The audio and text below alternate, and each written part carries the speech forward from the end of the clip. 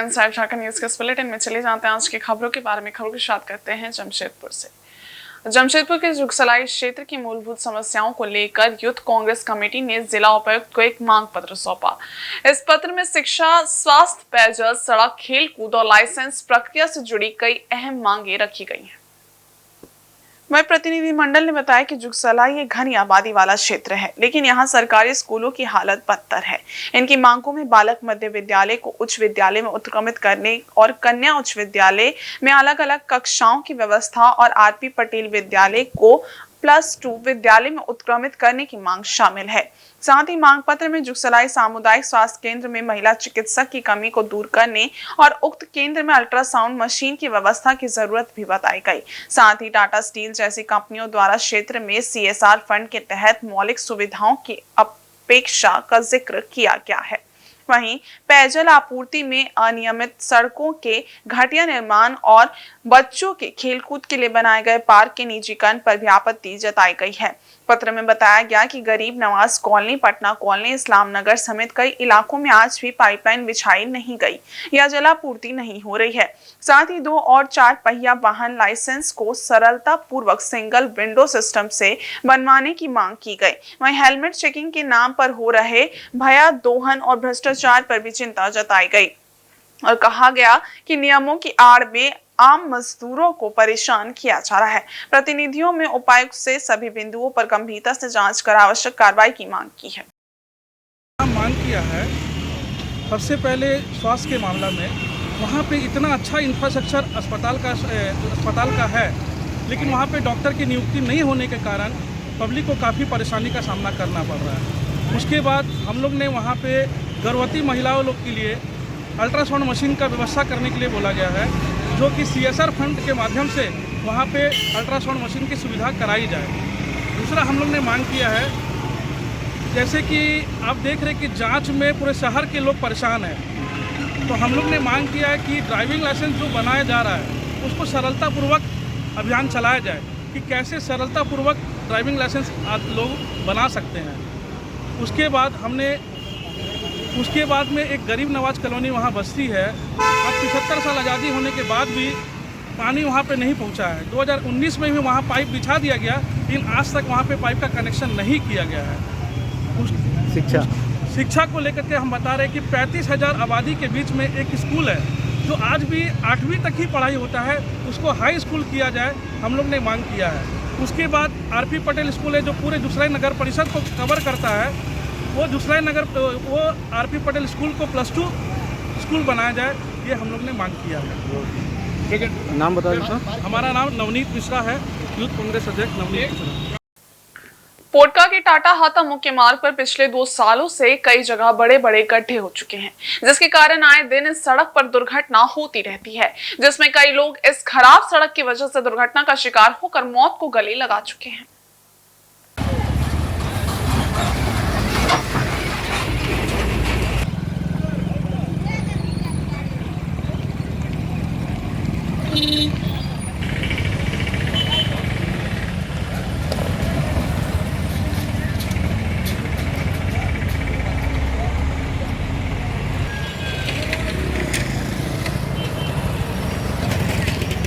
टाटा हाता मुख्य मार्ग से रोज हजारों की संख्या में वाहनों का आवागमन होता है। इस सड़क की खराब स्थिति को लेकर पीयूष गोस्वामी, शंकर चंद्र गोप, दीपक पाल एवं स्थानीय दुकानदारों ने बताया कि हाता चौक के समीप कई जगह बड़े बड़े गड्ढे हो चुके हैं, जिसके कारण आए दिन दुर्घटनाएं घटित हो रही हैं। हाता चौक से सुंदरनगर तक 15 किलोमीटर सड़क काफी जर्जर अवस्था में है। वहीं वाहन ड्राइवर वाहन को गड्ढे से बचाने के क्रम में रॉन्ग साइड से वाहन को ले जाने के क्रम में कई बार दुर्घटनाग्रस्त हो जाते हैं। इस सड़क के कारण कई लोग मौत के शिकार हो चुके हैं। वहीं तेतला काली मंदिर, तूड़ी, गीती लता, तुराम डी चौक, खालसा होटल के समीप कई जगह बड़े बड़े गड्ढे हो चुके हैं। पिछले 2 साल से इस सड़क की ओर किसी का ध्यान नहीं है। वहीं स्थानीय लोगों ने जल्द से जल्द इस सड़क की मरम्मत की मांग की है। उनका कहना है कि सड़क जीवन रेखा के रूप में जाना जाता है। ये जमशेदपुर को जोड़ने वाली मुख्य सड़क है, जिसके कारण सड़क पर वाहनों का ज्यादा लोड रहता है। इस स्थिति में इस सड़क का मरम्मतीकरण होना काफी आवश्यक है। कई बार इस सड़क के मरम्मत को लेकर विभाग को लिखित दिया गया, मगर अब तक इस ओर किसी का ध्यान नहीं गया।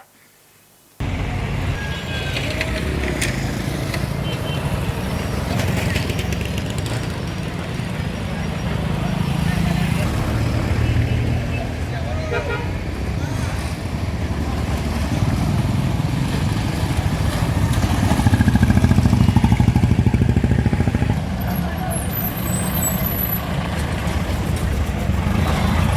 चाहेंगे कि ये सड़क आज अभी से नहीं है, लगभग 2-2.5 साल से यही हालत है।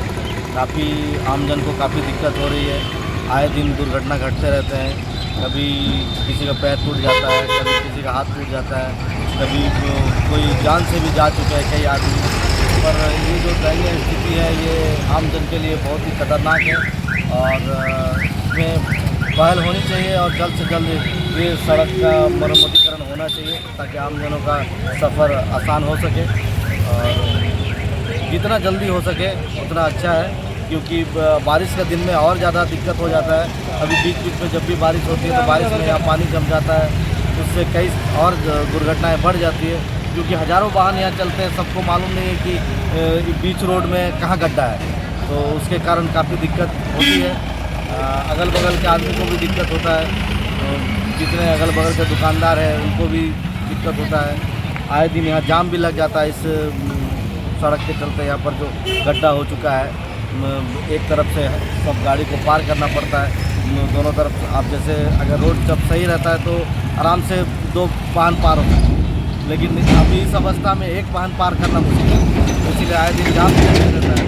तो इसको देखते हुए जल्द से जल्द इस सड़क का मरम्मतीकरण होना चाहिए।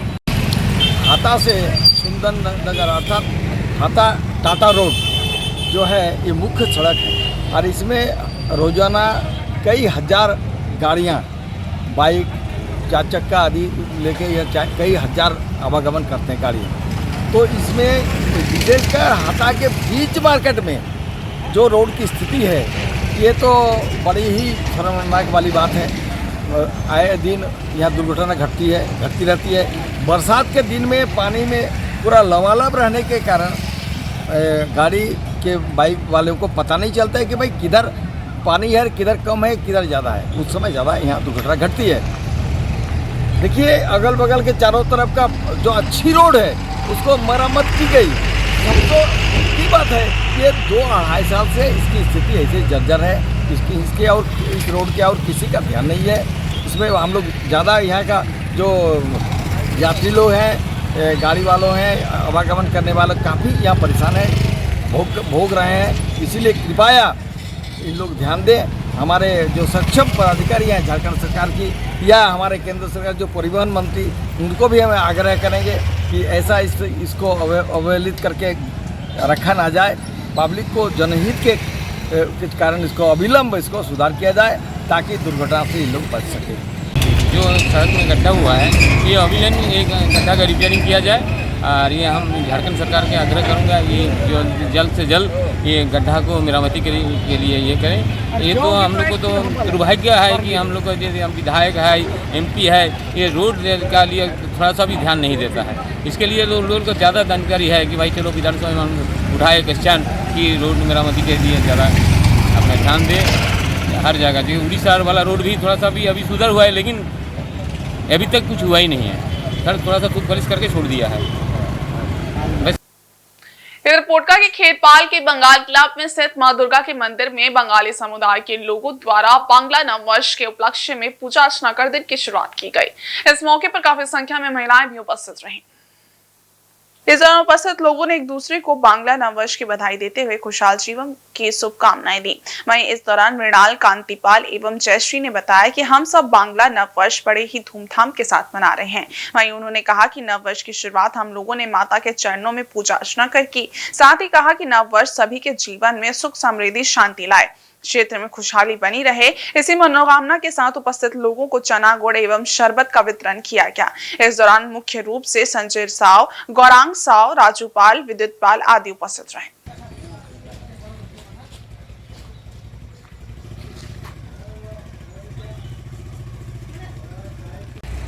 बांग्ला नववर्ष कई वर्षों से चला जा रहा है और हम लोग का बांग्ला क्लब खेरपाल में नववर्ष 1432 है, उसको हम लोग स्वागत के लिए हम लोग आज इसका तैयारी किए हैं।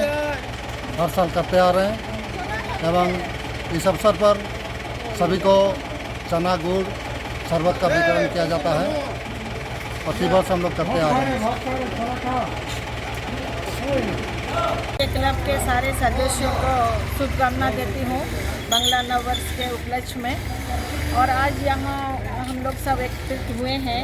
मीनाल दा, राजू दा, शरद काका जी सबों ने यहाँ का ये जो छोटी सी रूप को आज इस तक पहुँचाए हैं, इसके लिए मैं इनको तहे दिल से धन्यवाद देती हूँ और नववर्ष के उपलक्ष्य में शुभकामना देती हूँ। और आने वाले समय में माँ दुर्गा के चरणों में विनती करती हूँ कि सारे लोग जैसे मिलके इस चीज़ को यहाँ तक पहुँचा है, आने वाले पीढ़ी भी इस चीज़ को और आगे ले जाए। और पुनः मैं सभी को नववर्ष, बंगाली नववर्ष के उपलक्ष्य में सभी को धन्यवाद देती हूँ। वहीं आदित्यपुर SC ST OBC समन्वय समिति के द्वारा बाबा साहेब डॉक्टर भीमराव अंबेडकर की 135वीं जयंती मनाई गई।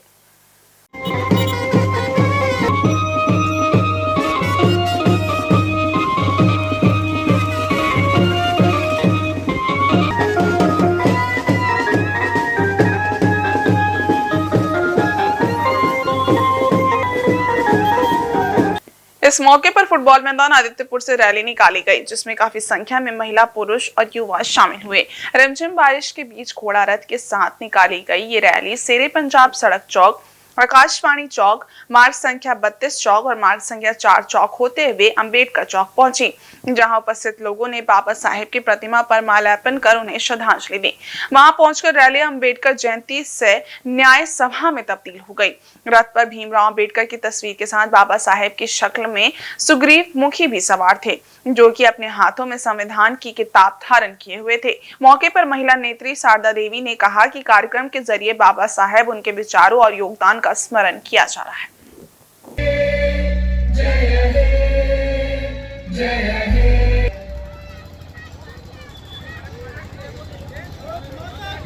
भारत माता के वंदे जय।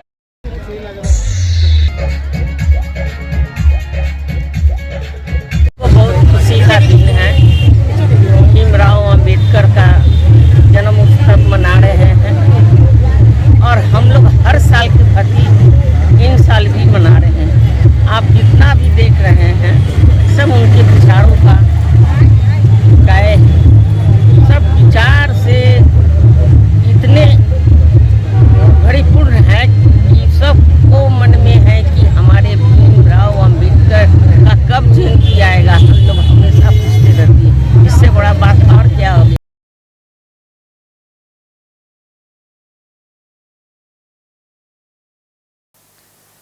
अंबेडकर विचार मंच आदित्यपुर गम्हरिया के तत्वाधान में संविधान निर्माता भारत रत्न बाबा साहेब डॉक्टर भीमराव अंबेडकर की जयंती समारोह धूमधाम से आयोजित की गई। कार्यक्रम के मुख्य अतिथि आदित्यपुर नगर परिषद के पूर्व उपाध्यक्ष पुरेंद्र नारायण सिंह के द्वारा दीप प्रज्वलित कर एवं बाबा साहेब डॉक्टर भीमराव अंबेडकर के चरणों में पुष्प अर्पित कर कार्यक्रम की शुरुआत की गई। कार्यक्रम के दौरान बाबा साहेब डॉक्टर भीमराव अंबेडकर के मूल मंत्र शिक्षित बनो, संगठित रहो और संघर्ष करो को अपनाने एवं उनके बताए रास्ते पर चलकर उनके सपनों का समाज बनाने का संकल्प लिया गया। कार्यक्रम में पूरे देश में जातीय जनगणना कराने, जनसंख्या के अनुपात में ST SC OBC को सरकारी नौकरियों में आरक्षण देने, निजी क्षेत्रों में आरक्षण लागू करने, लोकसभा, विधानसभा, राज्यसभा, विधान परिषद, शहरी निकायों और जिला परिषदों में भी जनसंख्या के अनुपात में SC ST OBC को आरक्षण देने की मांग की गई। पुरेंद्र नारायण सिंह ने तथागत बुद्ध, महात्मा कबीर, महात्मा ज्योतिबा फूले को स्मरण करते हुए कहा कि बाबा साहब के सपनों का समाज बनाने के लिए हम कृत संकल्पित हैं।